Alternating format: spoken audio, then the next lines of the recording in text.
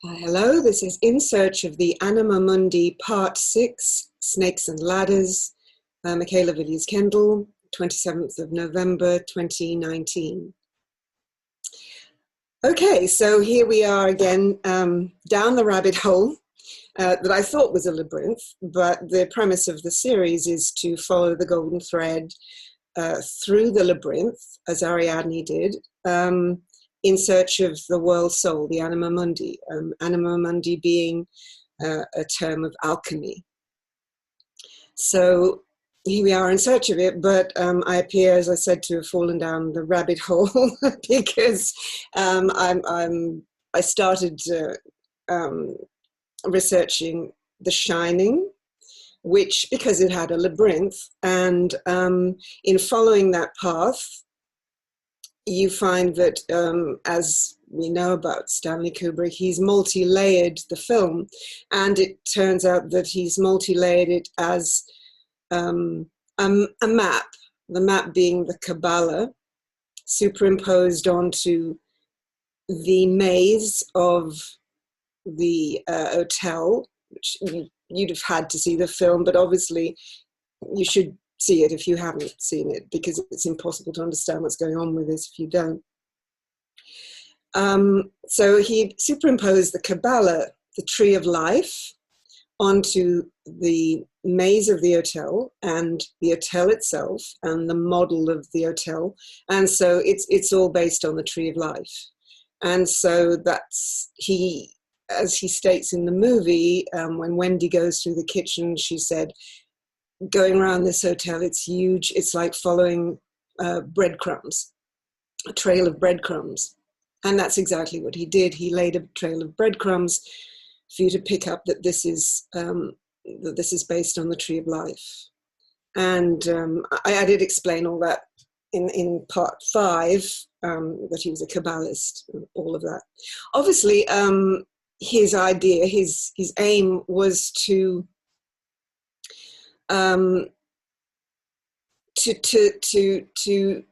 show the Kabbalah in a good light, to show the tree of life in a good light, the Gnostic Gospels, the Gnosticism.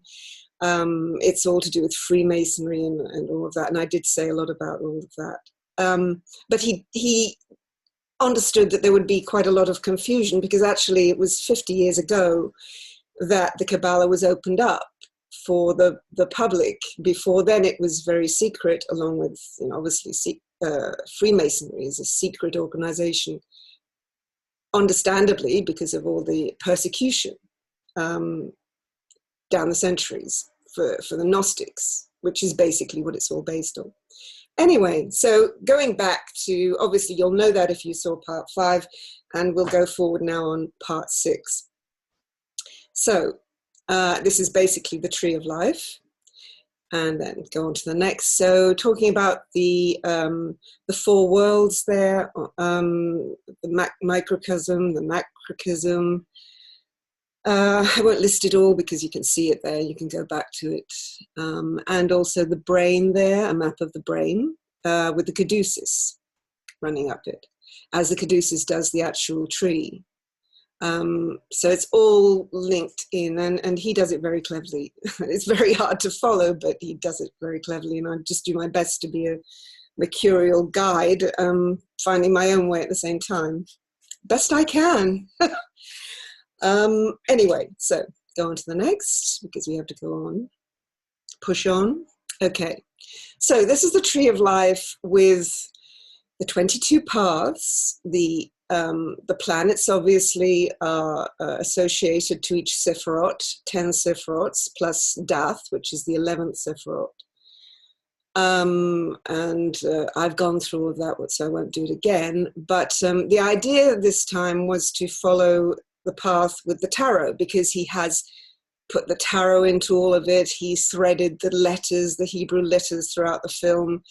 So he's put a lot in there. And so the idea was to follow it through the paths with the tarot and the letters. So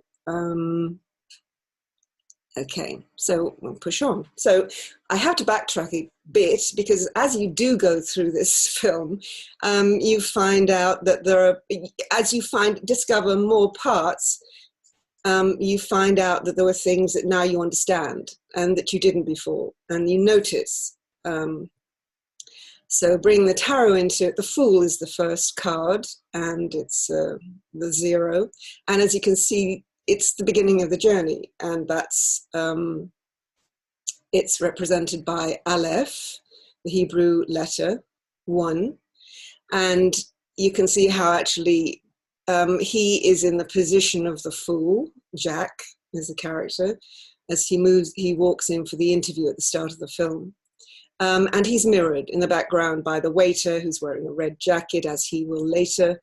And even the tray mirrors the shape of the letter in this case. So it's about the Fool starting the journey, and he's mirrored. The mirror represents the tree of death, the Klipoth, which is we will get into in the next part, I expect to, but I won't this time. There's too much to get through in this one. But the Klipoth is the tree of death, and it's a mirror image because everything is dualistic, as the Kabbalah says, and everything is mirrored. It's reflective. So there he is being mirrored, the future, the past. It's really clever. Okay, so press on to the next one. Right, I have to go back to the office because what I realized then when you do the tarot again is there are that's the world. And when I looked at the office in part 5, I did pick up on the eagle and the bull, which is in the scene at the flat, which we'll get back to, and the lion, which is at the flat. We'll get to that scene, and the human being, which is represented by the peace pipe. Okay, so on the world you can see it is the fixed ground cross, of course, and it represents represents the 4 living creatures of alchemy, which are the cherubim. And anyone who knows their Kabbalah or the Bible know that the cherubim, which is obviously Leo, Taurus, Scorpio, Aquarius, these were the creatures that were placed at the entrance to the Garden of Eden to prevent the return of Adam and Eve and to keep the way of the tree of life. There was a tabernacle they also guarded, a place of worship to which Cain and Abel resorted to make their offerings. And it was from there that Cain went out from the presence of the Lord. They are to do with regenesis of the earth to its former glory. And that's the actual meaning of that. And that's represented by the world. Right, press on. Okay, if you noticed, and you'll get I think there's another opportunity to look at that slide, there was a red book on the desk, and that red book appears to be, yeah, that's it. It appears to be the hotel annual guidebook for managers. But it has a dual meaning, and it appears that the dual meaning is the red book of Carl Jung. And those are some of the beautiful illustrations of the Red Book. The Red Book came out in 1913, the year before the First World War. And it's full of these beautiful illustrations and writings. It was actually only published in 2009. And it was sort of kept a bit, I suppose it was a bit of a secret because it is very Gnostic. I mean, it's quite obvious that Carl Jung based a lot of his writings on Gnosticism and the Kabbalah and all of that. And it wasn't, again, Gnosticism wasn't that accepted, so probably best to keep it out. But then it was released after his death, quite a long time after his death, in 2009. Of course, this movie was made, The Shining, was made in 1980. So obviously Kubrick had knowledge of the Red Book. He did, I will just mention Jung's one thing about it. I don't have time to say much about it, which is a shame because it's fascinating. But he had these visions, which he said. And in 1913, he said he had this vision, and it was one night he looked north, he saw a blood red glow. At the time, someone asked him what he thought about the world in the near future, because things were restless, obviously. And he said that he had no thoughts, but he saw blood, rivers of blood. And obviously this is a tie-in that Kubrick has with his elevator. Right, press on with that. Okay, back to the flat, just to look at the bull again, the white bull, which isn't only pertaining to the cherubims, it's pertaining, and I did say about it in part 5, but it also does pertain to the legend of, or myth of Mithras, and the bull, and that's the next slide. Yeah, I just say about Mithras, that's all. Yeah, okay. So Mithras was associated with Metatron, which is why I've put this back here, because Metatron actually was the author of the Tree of Life. He gave the tarot, the 22 paths, and he is supposed to be at the right hand of God. He is symbolized, I think, by Chokmah at the top of the tree, in the second Sephiroth. So Metatron, but he is associated with Mithras. So there you see the Minotaur, which we've had before, and there's Perseus slaying the Minotaur, but you also see Mithras in the center, who slew a bull. It was for sacrifice, and a great flow of blood came out. That's another thing that's linked to the elevator.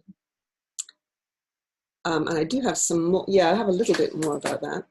It says Metatron controls the letter Aleph, the breath of God, the wind, and is associated with Kether, which is the crown of the tree.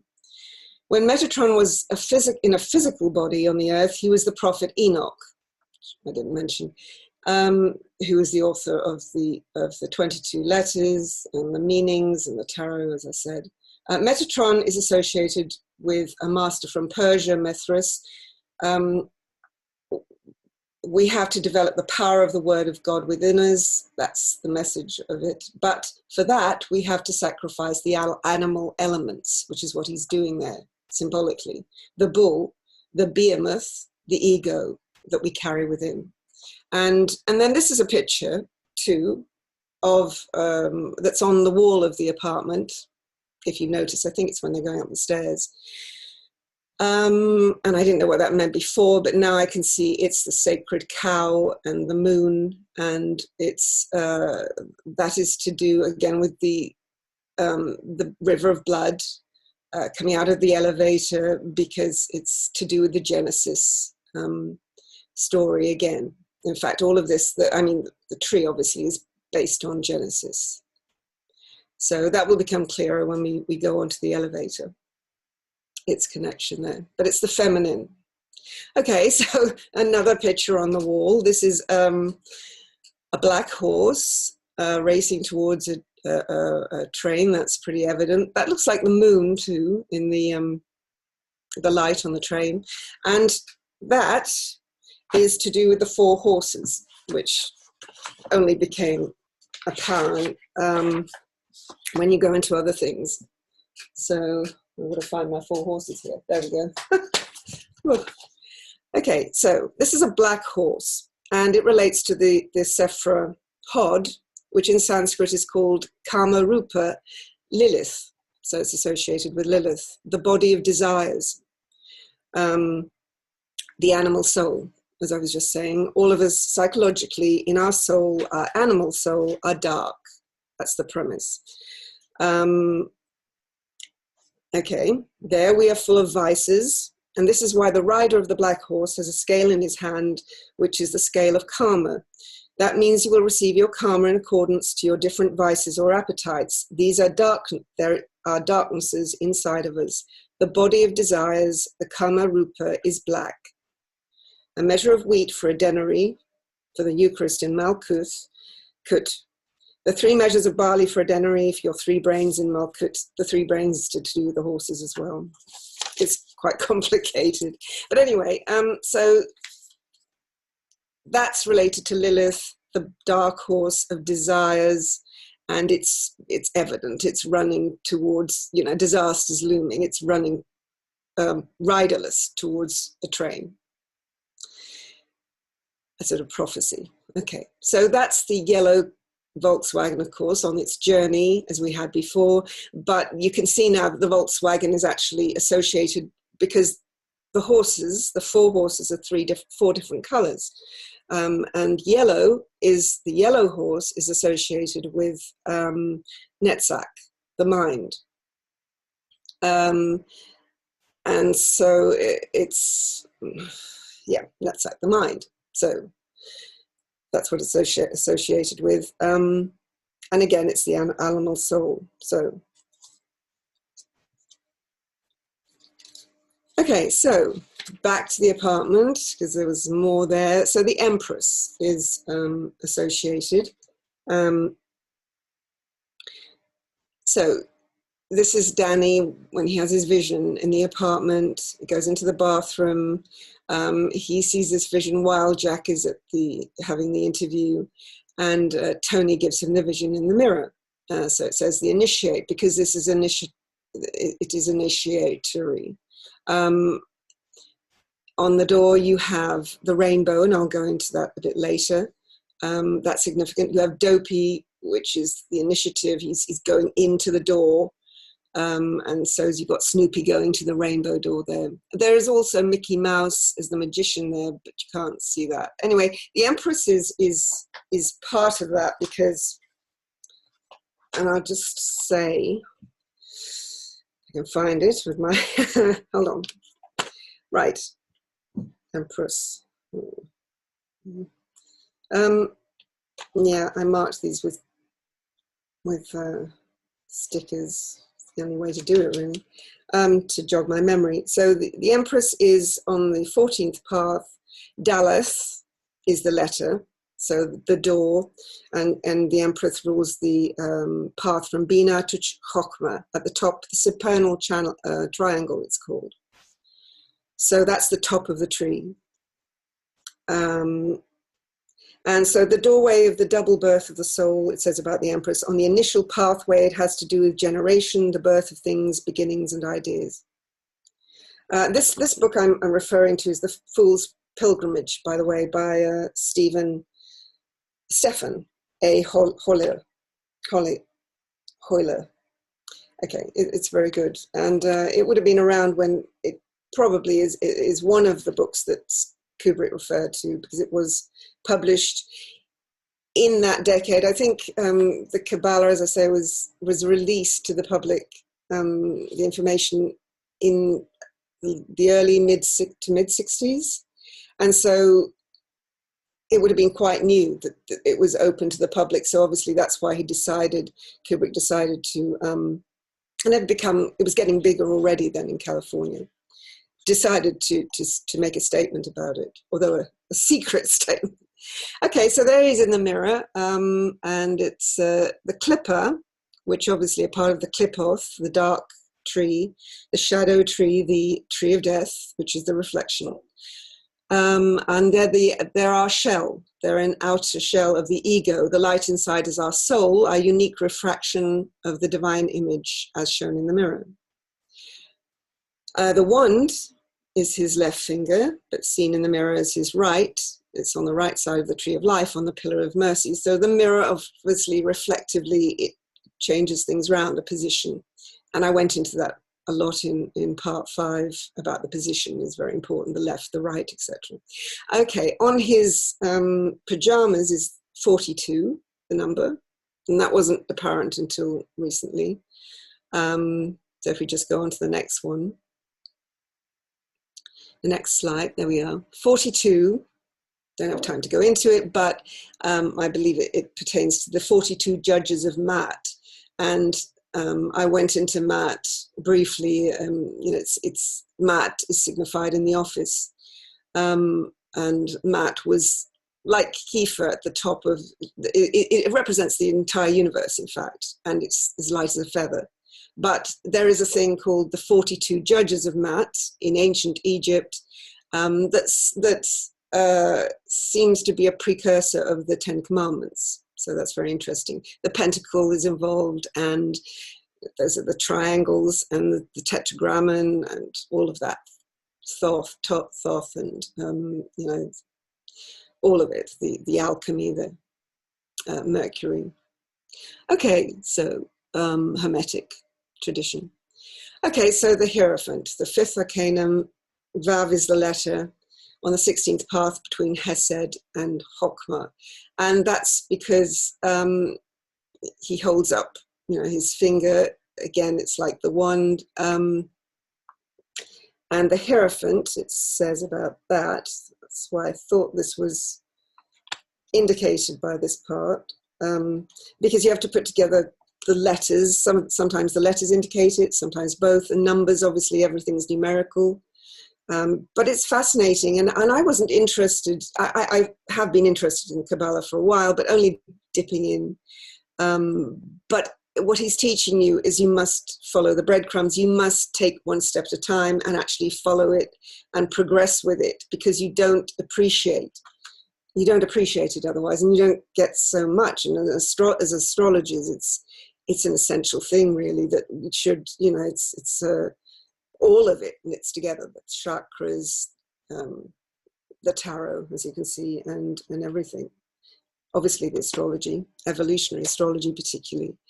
Okay, Mickey Mouse is magician, he's on the door, and I've included that slide of them going to the gold room on the closing day, and that's because you can see the sunbursts, which I didn't notice before, on the ceiling. And that's a Masonic thing, and and you can see that's in behind Mickey, and of course Walt Disney was a Mason.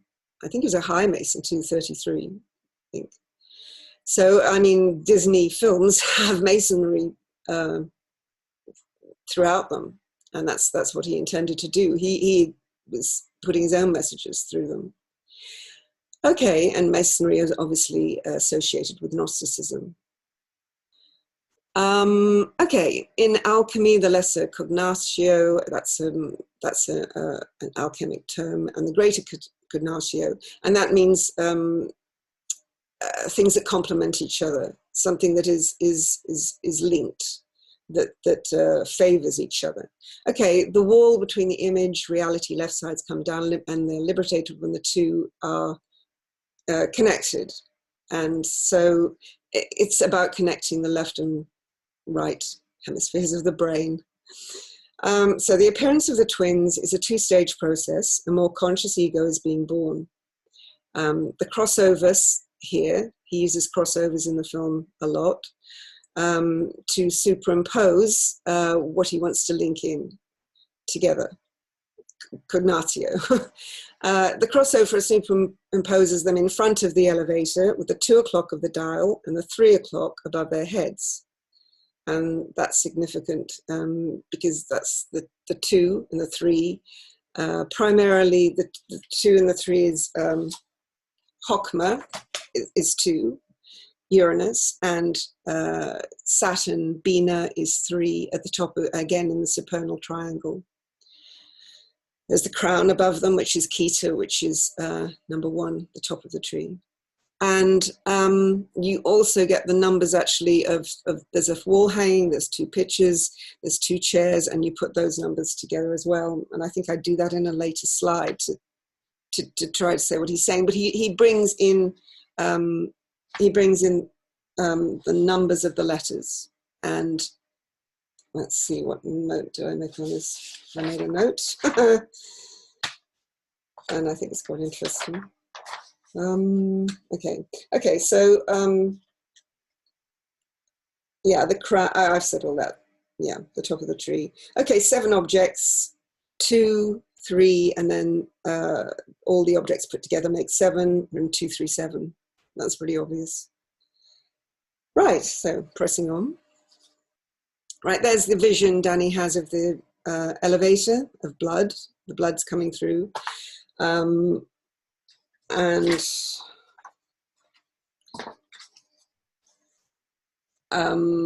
see any more about that. I've just said about that, but okay. So I think I go on to elaborate on that. But I will say about the blood, because he's numerically, he's indicated He, which is the 5th letter. And also the elevator is in the shape of He as well. That is associated with Aries, and Aries is associated with the blood of the ram and also Adam. So we get to back to Genesis again. Okay, so just go on because I did say more about that. Oh, I did want to say about the rainbow. Forgot about that. Oh, Lord. This is a nightmare. Trying to get all this stuff together. Anyway, so the rainbow, yeah. So the rainbow turns out to be, because that's, we've just shown that that's the flood. So the rainbow is it represents the covenant. So God said in Genesis, I will make you a covenant. As long as you are true to this covenant, a contract, I will protect you, and I will symbolize this covenant by a rainbow. That's the rainbow on the door. And God, after God set the flood, the waters to wipe out all the impure ones, God said to Noah. That's what he said. Yeah, so it's representative of flood as well. It's many meanings. So anyway, oh, and the 10th letter, Iod, is in the letter, there we are, in He, 5, the 5th letter. The 10th letter, Iod, represents the covenant, and it's in the letter. And in fact, Yod goes through all of the alphabet. It's very small, but it puts everything together. It holds everything together. A covenant is a binding agreement, law, or contract. We need a spiritual covenant to re-enter Eden. And that covenant is symbolized in Iod and the rainbow. So the flood of Noah is symbolic of historic and psychological events. There are also stories of a flood in the light of the Buddha Shakyamuni, the Greeks, and many other great heroes. The flood represents the waters of life, the mayim that must rise in order to raise the soul, which is the ark upon the waters. It is through the ark, or Aaron, that Noah, the soul, is saved and perpetuates life spiritually on earth. Asaya, which is one of the worlds. That's to do with Malkut, the earth. That is a process of 3 factors: birth, because the sexual forces in us are saved, multiply and replicate, so the waters increase. Right, so, okay. So anyway, it says on there the different numerical values and the shapes, the geometrical shapes, the triangles, etc. I'll try and race on a bit because otherwise I won't get through much. Okay, the 15th path is to do with the emperor. You can see the ram's horns, the ram's heads on the throne. And He is the number that is to do with the emperor. The 15th path between Tiphereth, the sun, number 6 on the 6th Sephiroth, and it's between Chokmah to Uranus, and that's the path. Right, okay. I won't say too much because I haven't got time. So the elevator crossover superimposed with Wendy in the position of Eve. So you can see that's one of William Blake's many paintings, and it turned out much of his poetry and paintings and writings were to do with Gnosticism. The many secret Gnostics. William Blake was a leading one. So anyway, so that is obvious that that's the shape of He. That's God creating Eve out of the rib of Adam, out of the left side of Adam. And there's a last quarter moon above, which obviously is before the, as you astrologers, and you're mostly astrologers, will know that's the new moon, so before the new moon. So it's a new beginning. So she was superimposed on the elevator. So Eve is the blood. Eve is the creation, and the Shekinah, the goddess, the earth to Adam's. Actually, Adam represents the brain, and Eve represents the sex, represented by the moon, Isod. Isod? Yeah. So anyway, so it says here about the lion, Leo, one of the beasts, and you can see that there. That's up in the balloon up there. No, sorry, that's down below. I've done the lion before. The balloon is represented, has a sun on there. So green is associated with the seventh sphere. You can see that in the bathroom. Netzach, Venus. His hands are linked together, as in the scene at the table, with Halloran. So, yeah, you can notice that there are things linking. And so that links this scene, which is to do with Jacob, with his head on the stone, and when Jacob had the dream about the ladder. And of course, the tree of life is based on the ladder, the premise that we climb the ladder to reach heaven. Excuse me. So interestingly, and I'll put it in a later video, but the hands linked together are also on a picture of Jesus. So you've got a picture of Jacob, which isn't on here, but I've had it on an earlier one, I think. And he's lying having the dream with his head on a stone. And then you have a corresponding picture of Jesus in the wilderness being tempted by the devil, and his hands are actually in that same position. So there's a link there. I mean, obviously Kubrick was so knowledgeable about all of this. And so, you know, that I'm sure there's so much more to get out of it all, but I think probably it's enough to start with. Anyway, so timeline.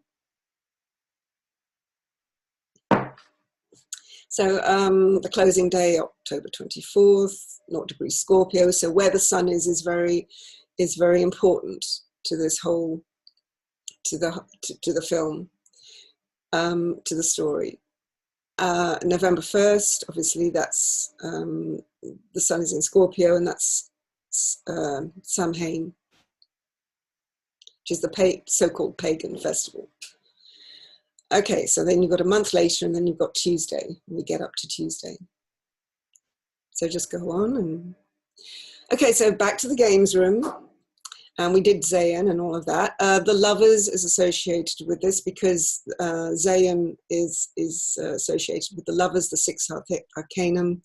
Also, Zayn is to do with Eve, with the feminine, with the woman, with creation, and with Mercury and Gemini, of course, and we did that. Okay, so what I notice now is the position of the skier on the poster is in the position of Zadi. I'll say Zadi, but it's probably wrong. In the position of the skier's legs, the 28th path between Yesod 9 and Netzach 7. Yesod is represented by the moon, Netzach is represented by Venus. And that's very important because Zadi is, and I'll just say what that means. Okay, it's the image of the letter. Zadi is a small swathe. Okay, it represents the path. So this is the beginning of the path for him. And it's also a clue about where he's going. You know, it's like a forerunner of, a foreshadow of room 237 again. So, right. So that's, Danny has got the darts in his hand, which then you notice is to do with Apollo. It's the legend of Apollo, where Apollo went to slay the, I can't quite see what it is. It's a dragon, but it's a snake. It's a great python. And so he went, and he was only 4 days old when he went. So, you know, you think Danny's young to do this, but Apollo was even younger. He was only 4 days old, and he went to slay the python with his darts, with his arrows, and there he is slaying the python on the print. So that's what the darts signify in Danny's hand, slaying the python. Saying evil, in other words. And there's to the statue about slaying the dragon. Okay, and that links Danny with Apollo, of course, which is pretty obvious because we know about Apollo later in the story. Okay, so the lovers on the path between Tiphrith and Bina. I won't go on to it, but obviously you can see that's Gemini, etc. Right, and Tiphrith is the sun, Bina is Saturn. Right, so back again to when Halloran, who we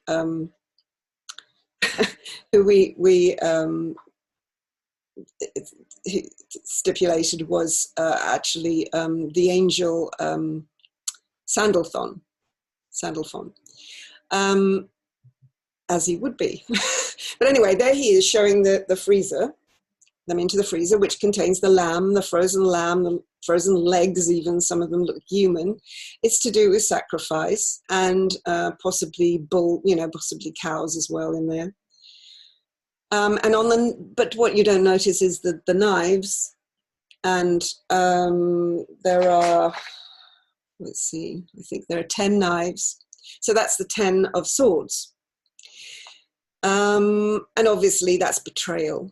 I mean, most of you will be familiar with the tarot, and basically he's being stabbed big time in the back, and that's what's to come. And it's a warning of what is to come. He is being betrayed by his own father. So, okay, so we'll press on. Next one. Okay, there he is in the storage room, and there is Treetop, which obviously is the tree, the top of the tree. There is Nuggets, which are of gold, possibly, next to him. There is Tech Sun, which is obvious, that's the sun. So it's linking, it's relating Danny to the sun, to Apollo. And there you also, I think, you have Golden Rays, which is on his left side. So just going on. Oh, 27 at the top on Treetop. 27 is important because that relates to Path 27. I should keep track of what I'm doing here. Yeah. Okay. 27 foreshadows the tower, because Path 27 is the path that the tower is on. So it is foreshadowing a certain disaster there. Okay, so the sun, Resh, which is the head, on the path between Esod and Hod, Yesod being the moon, Hod being Mercury. And the sun represents Danny, Apollo, and also he's on the white horse. So, the white horse is represented there intentionally in the tarot. The white horse is about purity.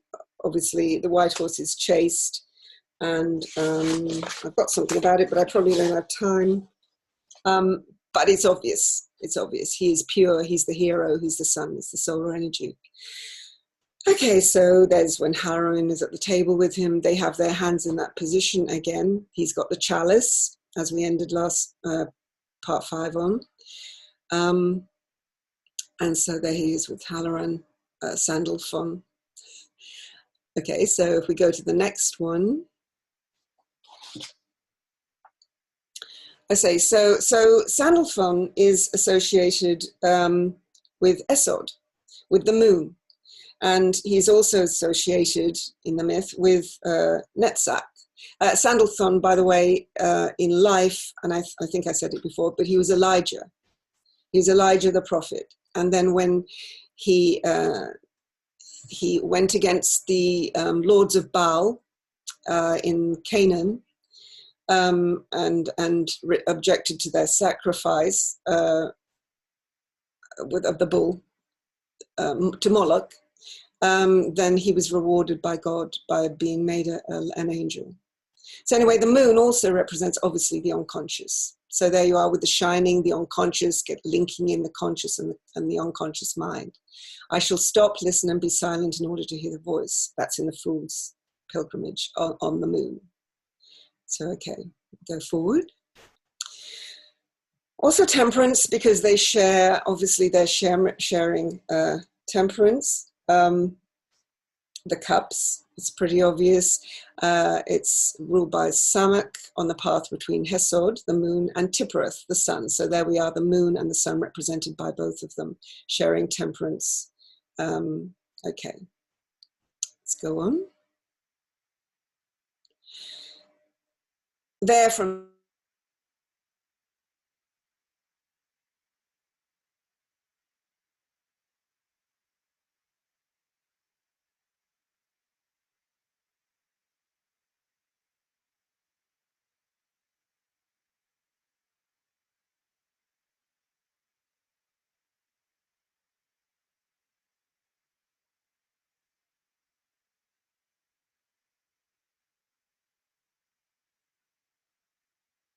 he's sort of the knight in shining armor, like the Grail.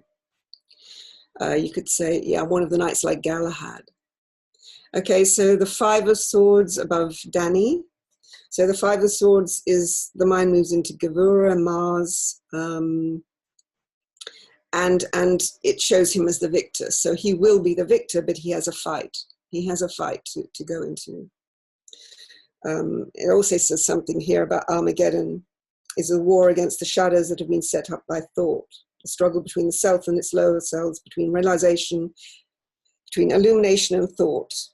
It is the last great war. And Kubrick does, he goes into Revelation quite a bit here and into Armageddon, the apocalypse. That is part of the warning of the elevator of blood, which becomes evident later. Anyway, so that's the Five of Swords. And then between them, they make the Nine of Swords. So the Nine of Swords is the dream. It's the dream world of Esod. And so the figure sits up in bed, hands over eyes, an attitude of despair. If we go on to the next one, you can see those. I think I put them up there. Well, that's the magician. That's represented on the table.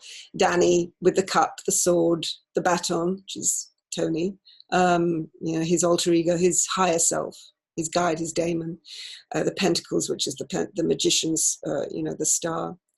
And so that's evident. He is represented by the magician now. He is initiate. He's initiative. He's becoming a magician, or is going to.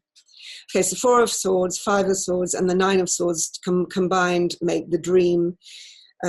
So there's suddenly a nightmarish realization that our spiritual journey is going to kill us, or at least our mind's belief about who we really are.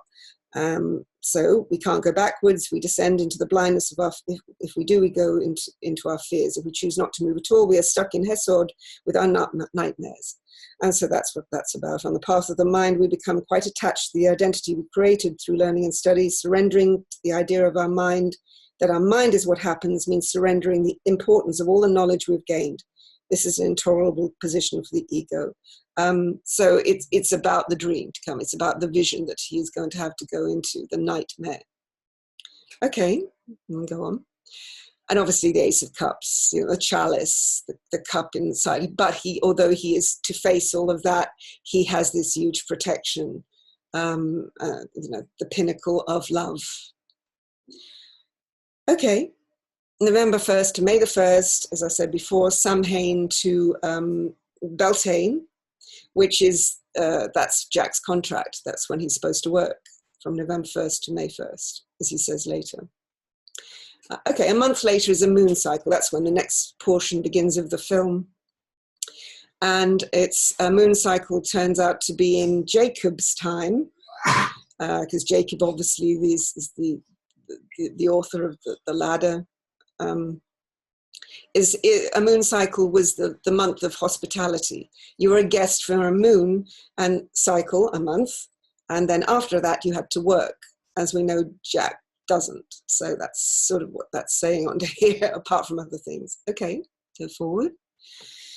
So there's Danny, and you can see the shape. Now the shape of the tricycle is the keystone. Obviously the keystone, you can see it in Freemasons, it's at the top of the arch. The keystone is a very important part of the building. It's the gateway, and here it represents the supernal triangle, the crown, Ketha, Bina, Chochokma, as we've said.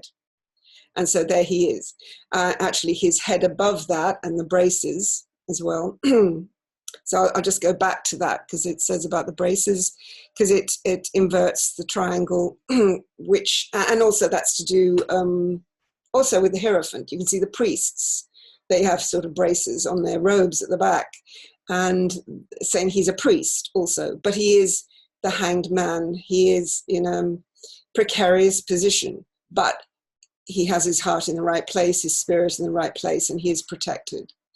So, okay, so that is the actual triangle, is the supernal triangle, the tricycle. And it shows, so if we go on, so that's Mem on the path between Hod and Gabora, which is Mercury and Mars, the hanged man. So that's, okay, so that's represented, I think, by that. I mean, I could be wrong. If anyone wants to say something's different, because this is all interpretation. I mean, there could be other things. I'd be happy if anyone, this is a puzzle for, you know, it's everybody's puzzle. The more we can learn about these things, the better. As astrologers, we're always delving for different meanings. So anyway, so that's the body, and that's imposed on the body is the tree of life. And this is from the back view, because that's where we see Danny. He's from the back, and you can see imposed on him from the back is the tree. So you can see what direction he's going, where all the planets are, where all the Sephirots are, and the Klipoth down there as well. So it's from the back view. That's how the tree is viewed. So on his right hand is is the pillar of mercy. On his left hand is the pillar of severity, and in the middle is the balance, is the pillar of balance in the middle, with the sun and the moon and Dath and Ketha at the top. Okay, so press on. So meanwhile, he's going around, well, while Danny is tricycling around the ground floor in this section, and he's going to the left every time. Meanwhile, Jack is being served breakfast in bed. As you can see, it's in the mirror. The shape of the mirror is very important. I think, I'm not sure, but I think that shape is Kaf, the letter Kaf, but I'll get back to that. So anyway, you can see him reflected in the mirror, and then you can see there's again the picture of Dionysus and Bacchus and the two faces, the Janus. So he has one face and then he has another face, the face of evil. Dionysus had two sides, one evil and one good.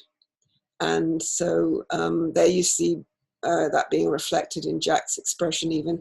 Actually on his t-shirt there's the eagle. The eagle, as we saw in the office, but also the eagle represents Jacob, because the Scorpio represents Jacob. So Jacob is related to, is linked with Dionysus, weirdly enough, and with Bacchus. So Jacob is represented by Dionysus and Bacchus, and there is Jack being represented by the eagle, the Scorpio, by and the cherubim at the top of the the fixed grand cross, by the eagle too. So it's linking him with Dionysus, with the Caduceus and everything. Okay, so and there he is. There's the typewriter. Also, he does point out, he sticks out his tongue in that scene into the mirror too. The mirror is reflecting, and there is some ominous music there, because he is reflecting that he's already turning. You know, he's lying, he's turning. God knows when he turned, probably long before. He might have plotted this all along. You don't know that much. It's psychological, Jungian psychological as well as mythical. So there's the typewriter. I think if you count the keys, there's 49 keys, And I think that represents the 49 levels of mind, it's called in the Kabbalah. So, and it represents the subconscious as well. So then we go on to the next one. So there he is, and it's obvious he's not working, he's playing, but he's playing with, he's knocking the ball around, Danny's ball, he's quite aggressive with it. And there's Danny's tricycle, the supernal triangle, the keystone. There's also a black teddy bear on the floor. That's where later he'll murder Halloran. So he, and also in the far distance, you can see a driftwood sculpture, and I think that's in the shape of a letter too. And I think I have it here, what it is. Although I might go back to that. It's in the shape of a letter. Right, so there he is, there's the maze. He starts looking into the maze, the model, and then he starts seeing miniature versions. He sees through his mind's eye, Wendy and Danny on their walk through the maze. They've gone into the maze, and he starts seeing them in miniature. So he seems very large all of a sudden. And you can see all those lights, wall lights around. They're representing Ayin, the letter Ayin, which is to do with the devil. It is represented with the card, the tarot card of the devil. So if we go on to the next one, that's them on the maze walk. Again, the triangles again, and it's saying one is inverted, there's danger. Okay, so if we go on to the next, and there he is. He's looming large. He's assuming what he may always have been, which is a demonic personification. There's Bacchus, there's Dionysus again, which is represented by the horns on the wall. And again, you have the last quarter moon. And there you have Aeon, which is the wall light, and the fire, the furnace at the side. So the devil is the tarot card that he's represented by them. The devil is next, I think, in the slide. Okay.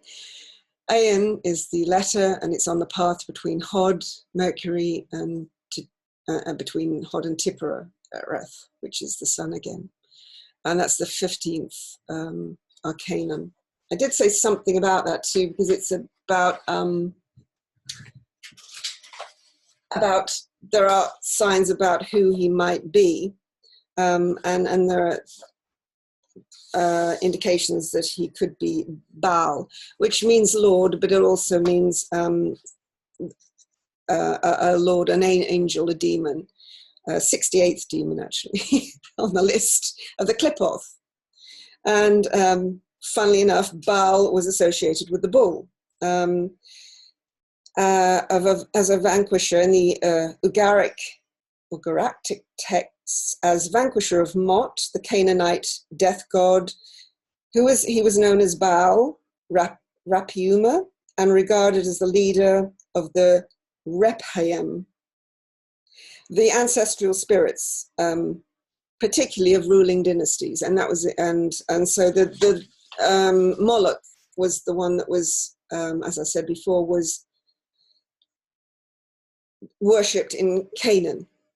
So it does brand him as a Canaanite, but not just a Canaanite, a lord of Canaan, Baal.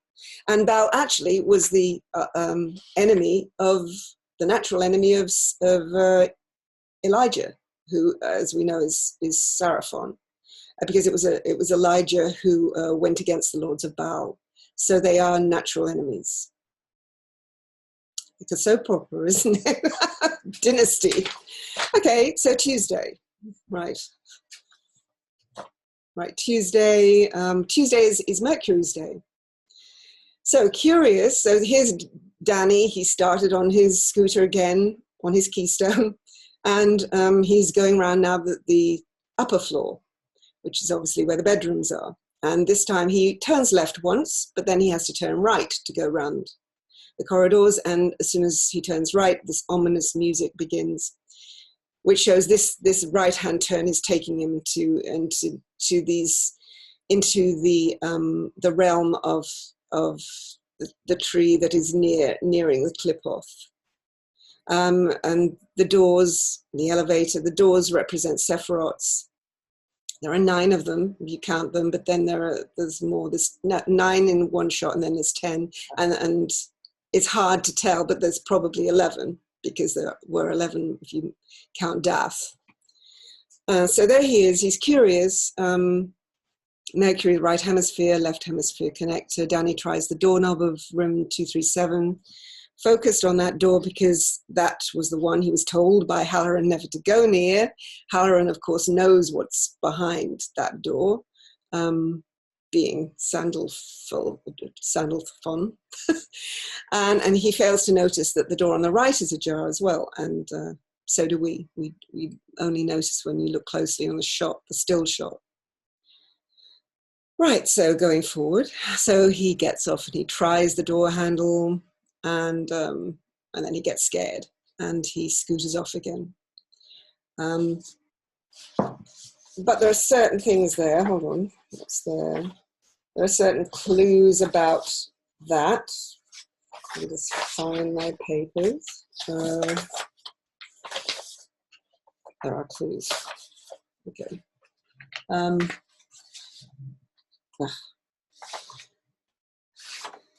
Right, I'll get back to it. Oh no, hold on. He tries the handle of room 237. There are 8 objects, including the lights. Mercury, Hod is the 8th Sephiroth. 8 is the eternity, the symbol. The door ajar. Daleth is the letter that means door. That's 4. 4 and 4 is 8. Everything sort of is numerical and adds up. So there's an elevator on the right, which, as we know, is ruled by path 14 between Chokmah and Binah. And if that's on the right, then, and it represents the emperor, path 15, the next to the empress, then that door that's ajar, most likely 2 down would be Netzach, which is Venus, which is 7. So, and that's, yeah, okay, so that's that. And a Hod to Netzach, the path that he's on, is the 27th path, which is, yeah, it's represented by the tower. So it's a warning there. That's, you know, something really you shouldn't go in there for. And it's the door into it. So anyway, so Danny continues with the vision. He understands, he has to understand about right. His daemon is guiding him, Tony, and with the right finger, left blue brain logic to connect it to his right brain, red brain, associated with red, blue, as I said before. His tricycle is blue, his shirt is red, as is the bell, the carpet is blue, and leads to the left, the walls patterned with blue, red, and green. The dado rails and the doors are flesh-colored. There are horizontal blue and red stripes on the mattress. So all of this makes you look, it makes you perceive, as that's what the Tree of Life is meant to do. That's what the Kabbalah does. That's why you have to follow it step by step. You have to follow the breadcrumbs, because you can't just dip into it. You have to follow. And because then things occur to you, things start to link up in your mind, and then meanings come, symbols come, as we're so used to do with astrology. That's what we have to do all the time.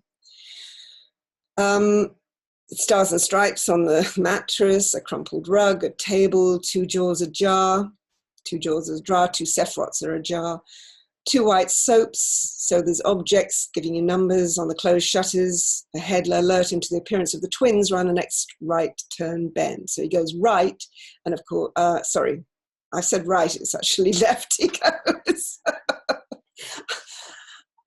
it is confusing. But anyway, so it's the, I should have put left turn bend. Okay, the two red alarms, but yeah, the red alarms on the left warn him to break the cycle by connecting the two hemispheres.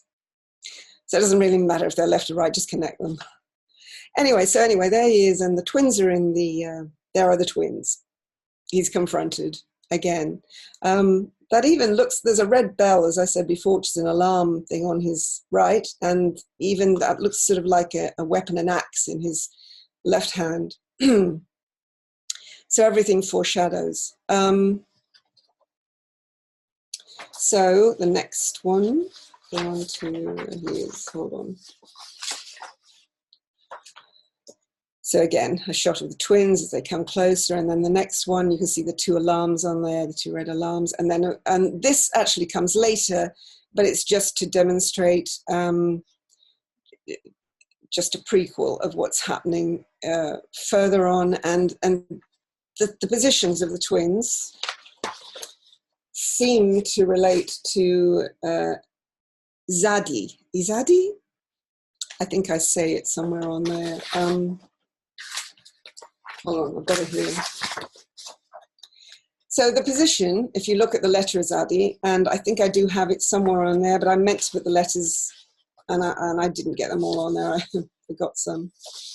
But anyway, the letter Zadi is in the position of the twins. And also it's related to the swastika, of course, which is a symbol of life in Hinduism and in the Kabbalah. And you can see that's a Jewish symbol of it on there. And you can, is that Zadi up there? That's the other one. That's the path, I think. Yeah, that's the path. That's Aleph. So, okay. So then also there's Shiva, which is actually from CERN, which we went into before in one of the parts. I think it's part 4. So Shiva, the god of death, Kali, all of that. The star, you can see then that, there we are, there's Zadi, and that's in the position of the star. Except it's like reflection, it's pointing in the different direction. The behemoth, you can see, is in the position of Zadi as well. So it's the path again, and that's opposite to the star. The 28th path between Hesod, the moon, and Netzach, Venus. So we're getting clues, we're getting closer now to room 237. Okay, so up there you can see also, I don't know if you could see it under the thing, but there is another picture which is really interesting because that seems to be of Jesus, and it's the same shape as the mirror in the picture of Bacchus and Dionysus. So it's like Jesus is the good reflection, and then there is the evil side of Dionysus, which is the other, related to Jacob, related to Jack, and so forth. Okay, so yeah, go on then. I won't go into the star because there isn't time. Okay, so ending on that, there we are, Dionysus, that's brought into it again. The mask, which we've had on there before, but every time you see the open mouth, that is relating to the mask of Dionysus, the mythology, the dramas, and there is Danny with the open mouth. The mouth actually is represented by a letter, and if I finally find which letter that is, it is the letter that actually is on the 27th path. If I can find the letter, here we are. There's the door, there's the window, there's the letter. Okay, I can't find it, but never mind. It means the open mouth, and it's on the 27th path, and that represents the tower, the fallen tower that's struck by lightning. So that's why I've put that there, because it's showing what's ahead. So that's that part, and sorry about the rush, but there's a lot to get through. But hope that was interesting. I think it's interesting. It's a wonderful puzzle. Love that.